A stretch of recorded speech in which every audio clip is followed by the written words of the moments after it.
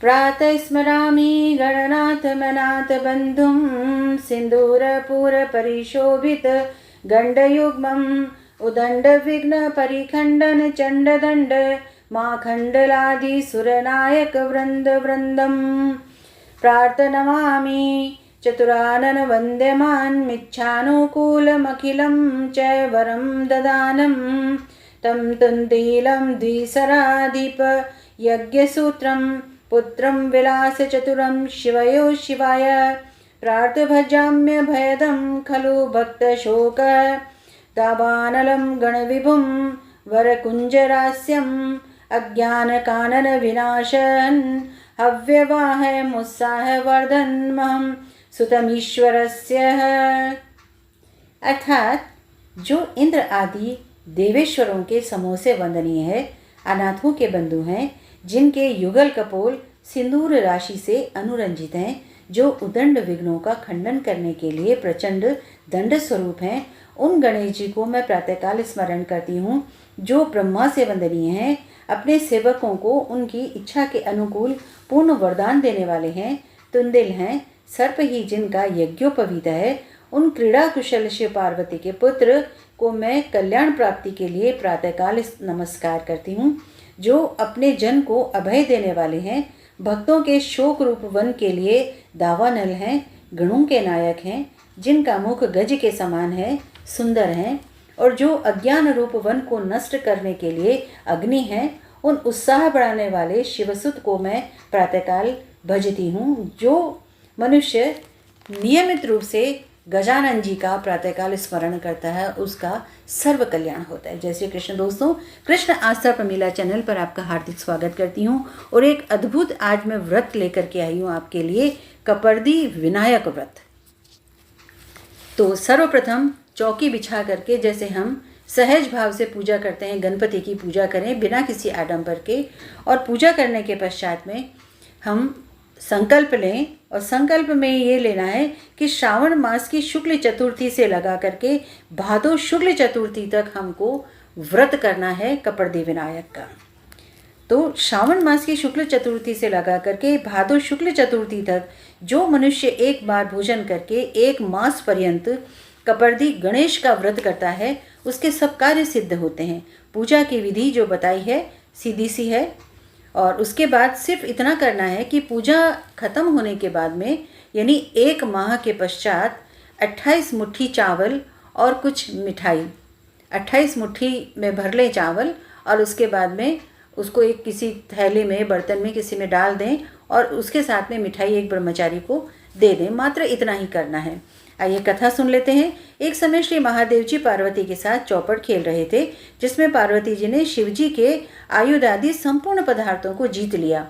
प्रसन्नचित्त महादेव ने जीते हुए पदार्थों में से केवल गज चर्म वापस मांगा, किंतु पार्वती जी ने नहीं दिया।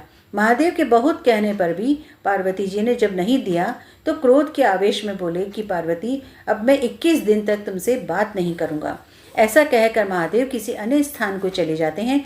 पार्वती जी महादेव को खोजती हुई घने वन में चली गई, और वहां पर उन्होंने कुछ स्त्रियों को व्रत और पूजन करते हुए देखा। पार्वती के पूछने पर उन्होंने बताया कि यह कपर्दी विनायक का व्रत है। जिस प्रकार वे स्त्रियां व्रत कर रही थी, उसी प्रकार से पार्वती जी ने भी व्रत करना आरंभ कर दिया।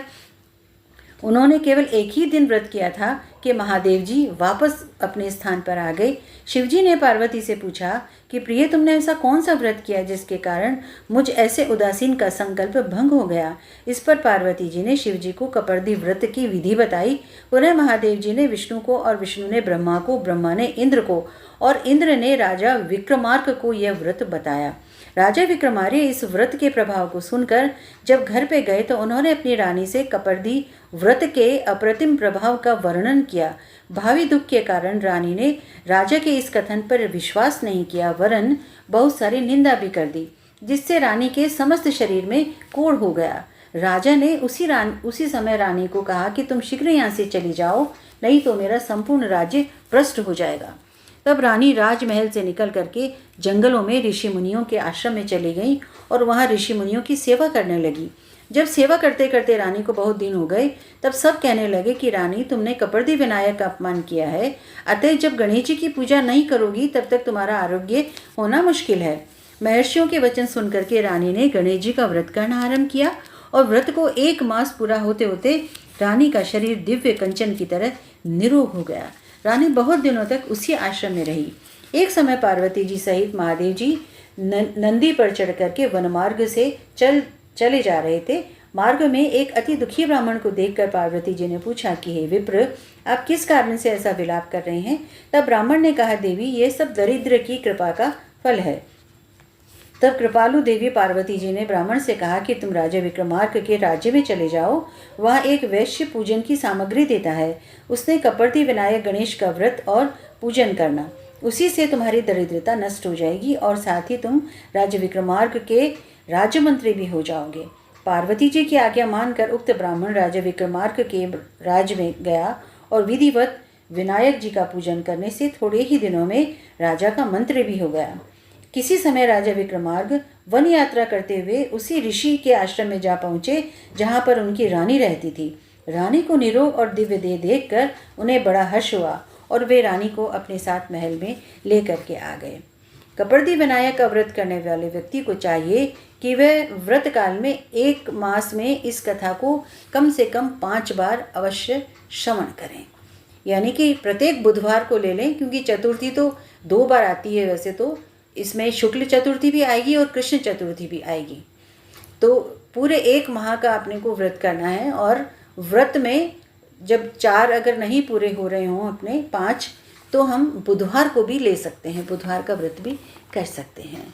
जय श्री कृष्ण। अनेक मंगल कामनाओं के साथ में भगवान गणपति आप सभी का कल्याण करें।